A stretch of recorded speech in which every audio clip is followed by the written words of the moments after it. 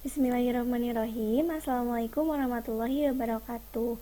Apa kabarnya anak-anak 12 MIPA 2? Nah, setelah kalian menyaksikan beberapa video mengenai gametogenesis, baik itu proses pembentukan spermatogenesis dan oogenesis, dan juga telah melakukan diskusi terbuka pada Google Classroom, pada kesempatan kali ini Ibu akan memberikan sedikit umpan balik mengenai materi gametogenesis pada sel hewan.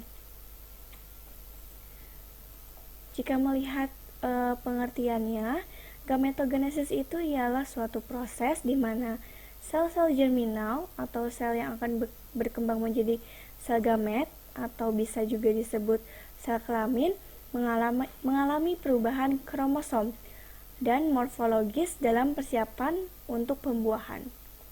Nah, dari pengertian ini kita tahu bahwa proses gametogenesis ini dilakukan untuk mempersiapkan proses pembuahan atau fertilisasi dengan mengurangi jumlah kromosom dan juga morfologis dari sel-sel germinal.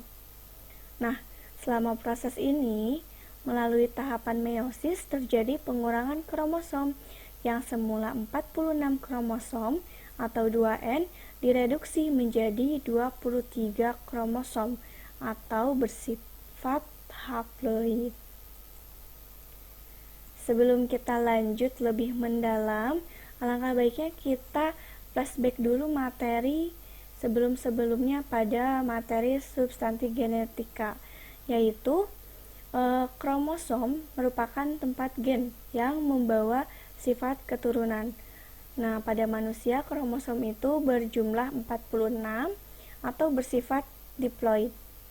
Nah, 46 kromosom yang ada pada manusia ini terdiri dari, kalau laki-laki 22 AA plus XY, dan kalau di perempuan 22 AA plus XX.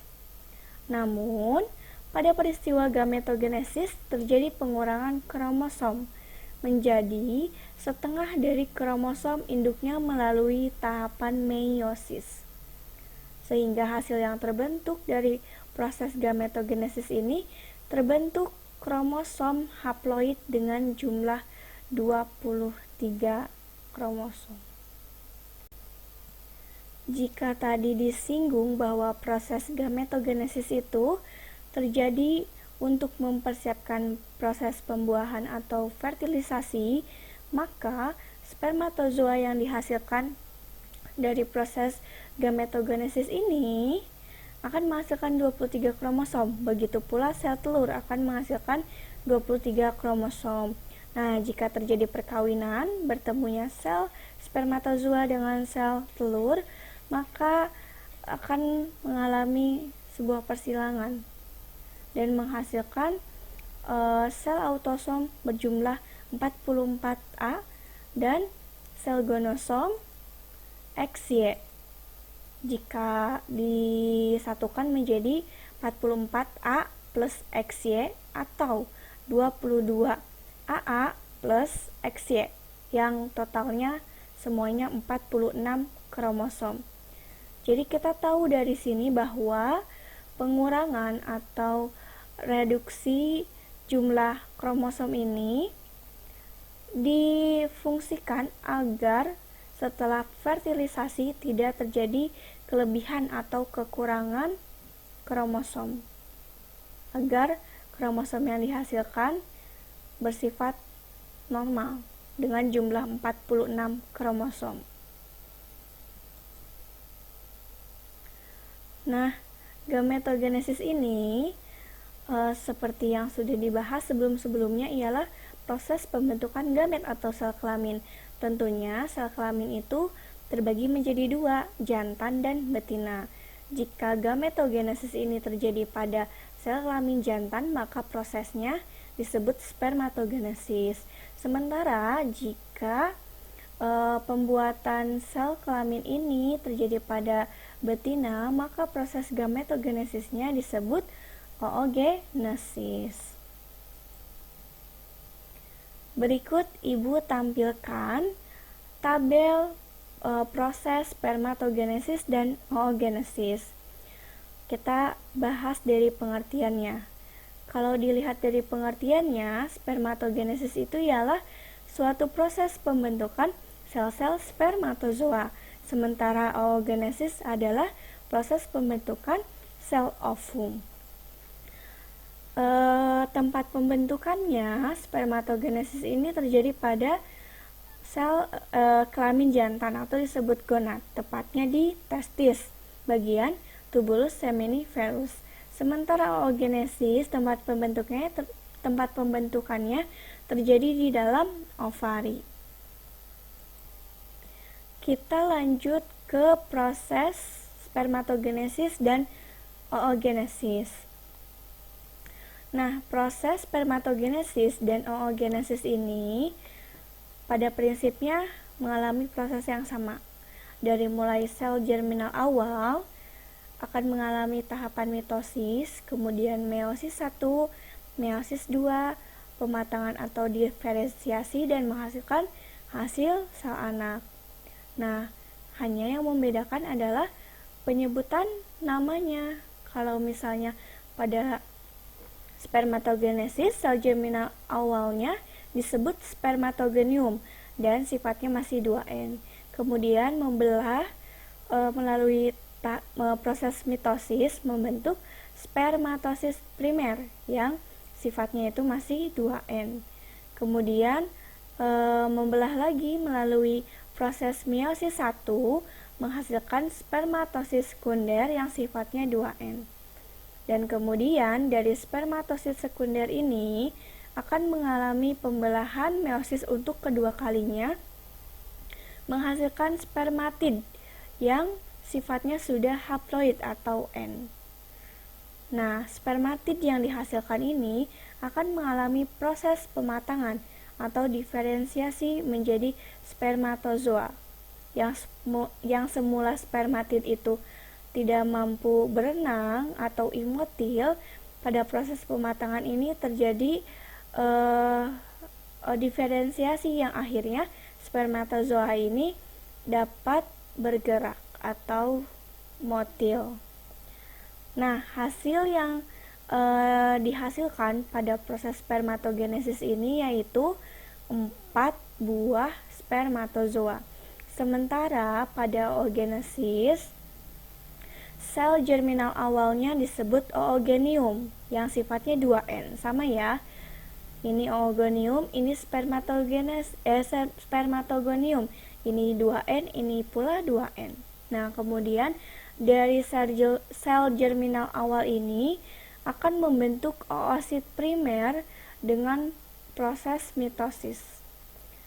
Ini masih 2N. Kemudian oosit primer ini akan berkembang melalui tahapan meiosis 1 menjadi oosit primer sekunder yang sifatnya 2N dan 1 badan polar. Yang nantinya oosit primer sekunder ini akan membelah lagi melalui proses meiosis 2 menjadi ootit yang sifatnya sudah haploid. Dan 1 badan polar ini akan menghasilkan 2 badan polar. Nah, jadi totalnya dari oosit primer sekunder ini 1 badan polar, dari 1 badan polar akan menghasilkan 2 badan polar kedua. Jadi totalnya 1 ootit yang bersifat haploid dan 3 badan polar. Kemudian akan mengalami proses diferensiasi menghasilkan ovum yang haploid. Hasilnya pada oogenesis ini 1 ovum. Jika kita lihat perbandingan hasilnya terjadi perbedaan. Pada spermatogenesis terbentuk 4 spermatozoa, sementara pada oogenesis hanya terbentuk 1 ovum. Mengapa hal demikian ini bisa terjadi? Karena 1 ovum yang dihasilkan ini pada proses fertilisasi dan pada proses kehamilan itu membutuhkan nutrisi yang banyak, sehingga daripada nutrisinya terbagi-bagi tapi tidak mencukupi proses perkembangan, maka lebih baik mematikan tiga calon ovum untuk kemudian dikasihkan ke satu ovum yang dia besar dan juga dia nutrisinya banyak untuk proses fertilisasi. Begitu.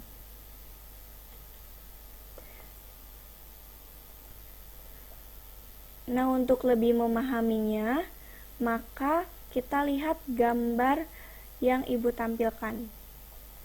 Yang semula dalam proses spermatogenesis ini, sel germinalnya yaitu spermatogonium yang bersifat 2N akan membelah secara mitosis menghasilkan sel spermatosis primer. Ini juga masih 2N.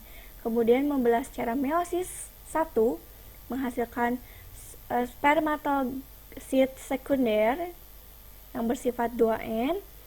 Nah, pada meiosis 2 ini terjadi pengurangan kromosom ya menjadi haploid yang disebut spermatid dan kemudian akan mengalami pematangan atau diferensiasi menghasilkan 4 spermatozoa. Sama halnya dengan oogenesis.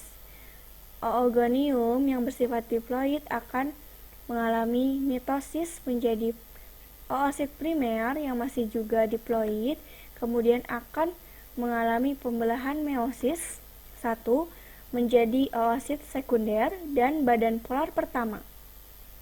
Yang nantinya oosit sekunder ini yang masih diploid akan mengalami tahapan meiosis kedua dan menghasilkan ootid yang sifatnya sudah haploid dan badan polar. Sehingga pada proses meiosis 2 ini terbentuk 1 ootid dan 3 badan polar yang nantinya ootid ini akan berkembang melalui proses diferensiasi atau pematangan menjadi sel ovum yang siap dibuahi yang bersifat haploid. Demikian yang dapat Ibu sampaikan. Mohon maaf bila ada kekurangan. Mudah-mudahan bisa dipahami. Assalamualaikum warahmatullahi wabarakatuh.